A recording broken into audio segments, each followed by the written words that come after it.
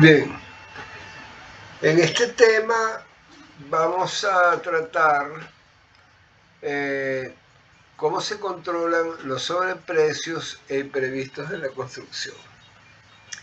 Entonces, ¿qué es lo que pasa? Se hace el presupuesto en base a los cómputos métricos. Ustedes saben, los cómputos métricos de una obra civil se hacen en base a los planos. Luego pues se calculan los precios unitarios, se desarrolla el cronograma de ejecución, se hace la planificación de la obra y se empieza la construcción. Entonces, y todo se va midiendo, pues, ¿no? Todo se va midiendo, todas las partidas se van midiendo, comparando con las del presupuesto original. Generalmente, siempre, pues,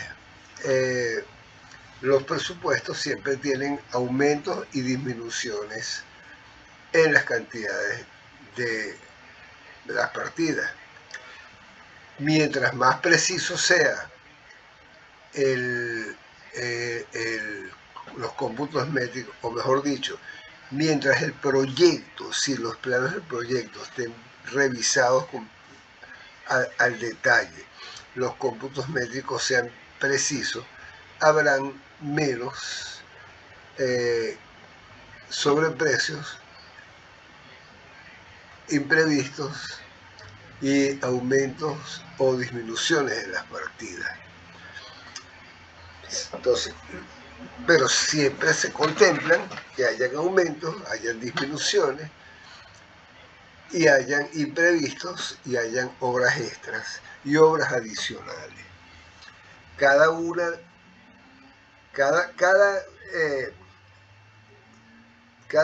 de las cosas que yo acabo de nombrar tiene su definición y su porqué. Los aumentos y disminuciones, claro, está claro ahí, hay aumentos en una partida o disminuciones en otra. Imprevisto, algo que no se, es una obra que no se previó.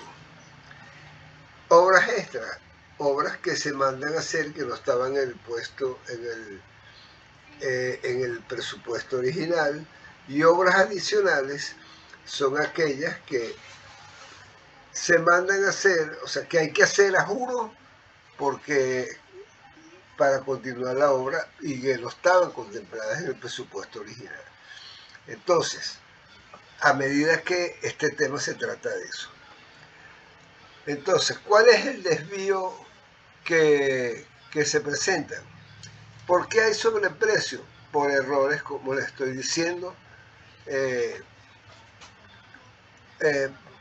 errores que se podrían prevenir, pero no se previeron porque no hay precisión en los trabajos, en los cómputos, en los planos, o también por el alza de los precios, porque y en una economía como esta hay que tener mucho cuidado para hacer las proyecciones bien hechas. Si hay errores en el presupuesto, como les dije, mala negociación o una logística mal hecha, entonces siempre van a haber sobreprecios. Imprevistos, bueno, se puede gestionar, origen, hallazgos en el terreno, por ejemplo, hay algo en una fundación que se esperaba, se encontró una roca, por ejemplo, que hay que demoler. Bueno, el clima adverso prolongado, cambios en el diseño solicitados por el cliente, hay muchos factores que producen pues cambios y sobrecostos. Entonces, el control financiero es un proceso continuo a lo largo del ciclo de vida de la construcción, del proyecto y construcción. Realmente no deberíamos separar proyecto y construcción, que son dos actividades totalmente diferentes, pero una depende de la otra. La construcción depende del proyecto. Entonces tenemos preconstrucción, hay que validar la ingeniería, la compatibilidad y conformación de los planos y congelar los insumos. ¿Qué herramienta? Ingeniería de valor y compras anticipadas por volumen para ahorrar. La contratación es transferir los riesgos inflacionarios y delimitar las responsabilidades del suelo. La herramienta son los contratos bien hechos. La ejecución, monitorear el avance físico, el gasto real y centralizar las compras.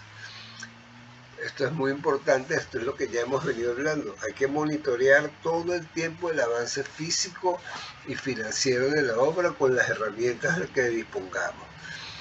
Para eso yo recomendaría ponerlo todo en un buen software como el Primavera. Y cierre, bueno, acción de liquidar los subcontratos, hay que liberar las garantías o retener las garantías dependiendo cuál sea el caso. Hacer las auditorías del final y cierre de la obra. Bien, la secuencia de contención de 5 pasos. Primero, establecer la línea base del presupuesto. Asignar el fondo de contingencia, es decir, estar preparados para cualquier cosa financieramente. Aplicar el blindaje contractual y operativo. ¿Qué quiere decir esto? Que se redacte un buen contrato, o sea, un contrato donde todo el mundo se proteja y esté beneficiado. Porque recuerden, si vamos a contratar a un contratista, pues, para que nos haga la obra, no vamos a contratar un enemigo. Entonces tenemos que hacer un contrato que sea bueno para ambas partes y que esté todo bien clarito, porque eso va a regir las relaciones entre el contratista y el propietario. Exigir órdenes de cambio. ¿Qué quiere decir eso?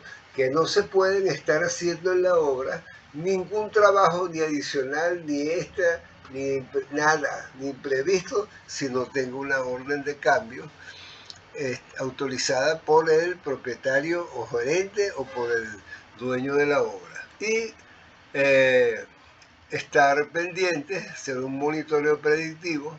Eso se hace con el método del valor ganado, para saber cómo vamos tanto en tiempo como en dinero. El presupuesto base y el muro de contención financiera. Bueno, siempre hay que tener un porcentaje de reserva porque uno nunca sabe qué puede pasar. ¿Ves? Entonces nunca vamos a utilizar ese fondo para absorber errores del presupuesto inicial o ineficiencias logísticas. Eso tiene que tratarse bajo otra forma, bajo unas órdenes escritas de por qué esto y por qué aquello. La línea base, fijar el presupuesto inicial detallado por partidas antes de mover un solo metro de tierra. O sea, hay que tenerlo todo claro antes de empezar. Blindaje contractual y contra la volatilidad de los vicios ocultos. Las fórmulas polinómicas de reajuste, esas son unas fórmulas que están contempladas en la ley para ajustar los precios en caso de variaciones por la inflación o por materiales o por cualquier cosa que haya que ajustar precios. Ese es un método. El otro es indexar al tipo de cambio actual, pues. Ese es el que se está usando porque es el que favorece más, o sea, es el más realista, pues. Delimitación del precio alzado. El contratista asume el riesgo constructivo general, pero se excluyen explícitamente los vicios ocultos del terreno. Hay que protegerse de la geología o la geotécnica no reportada en los estudios previos. Sincronizar las compras críticas con el flujo de caja. Bueno, esto es muy importante.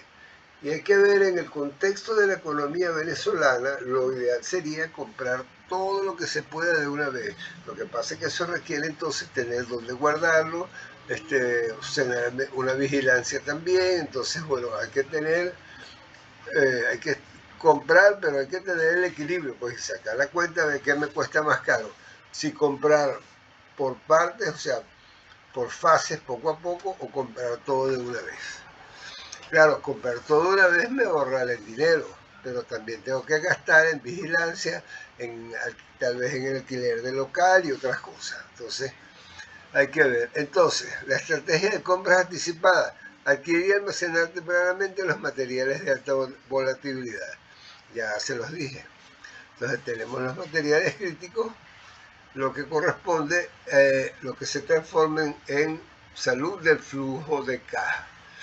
El punto de equilibrio, evitar compras prematuras desproporcionadas que generan sobrecostos por almacenamiento prolongado o inmovilización excesiva del capital. Nada es tan fácil como parece. Entonces, todo hay que estudiarlo.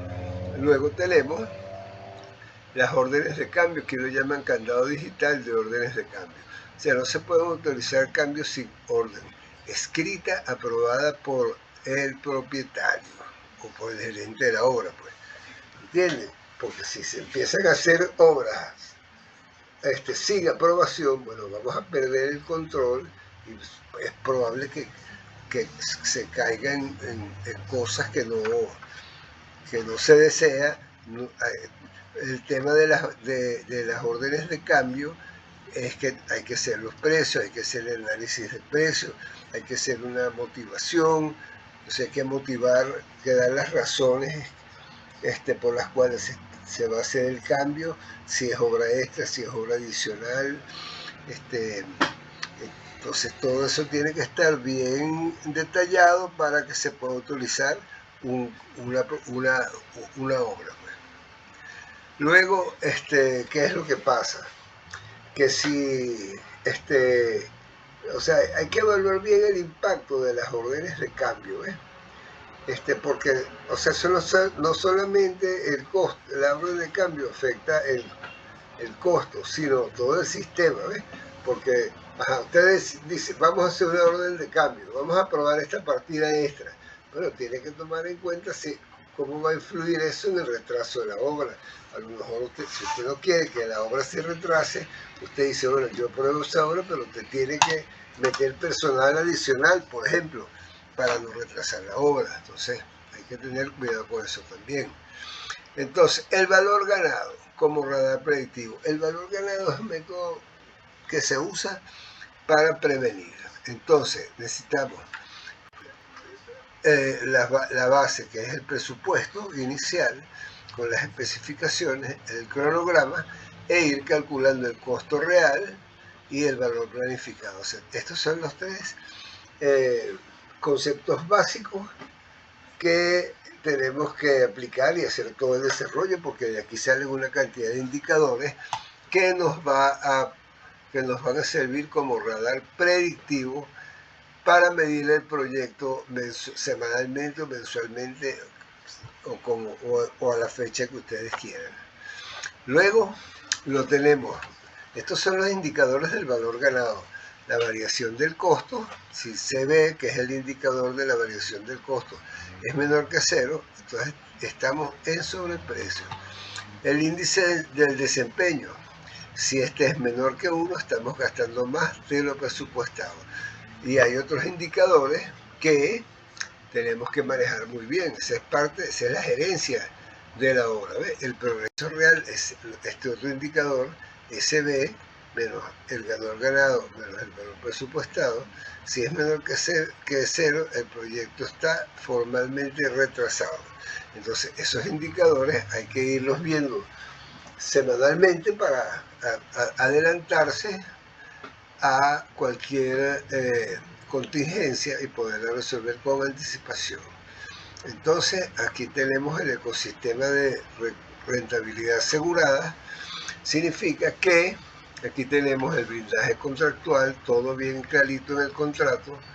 No tenemos que tener una base ahí, un colchón, como quien dice. No podemos autorizar órdenes obras que no estén presupuestadas, sin que haya una orden de cambio, o sea, sin que eso esté por escrito, como les acabo de explicar, y haciendo el seguimiento con el método del valor ganado, para ahí, y vamos viendo si estamos por encima o por debajo de la meta. Luego, implementación inmediata. Automatizar las alertas, el método del valor ganado. Tenemos que desarrollar modelos numéricos en hoja de cálculo para calcular a tiempo real las desviaciones de costo y de desempeño. Redactar las cláusulas bases. Bueno, tenemos que tener el contrato bien hecho, eso es súper importante, y todo bien claro. Y las plantillas de las órdenes de cambio, tener los formatos. Fin de la presentación. Espero que esto les funcione.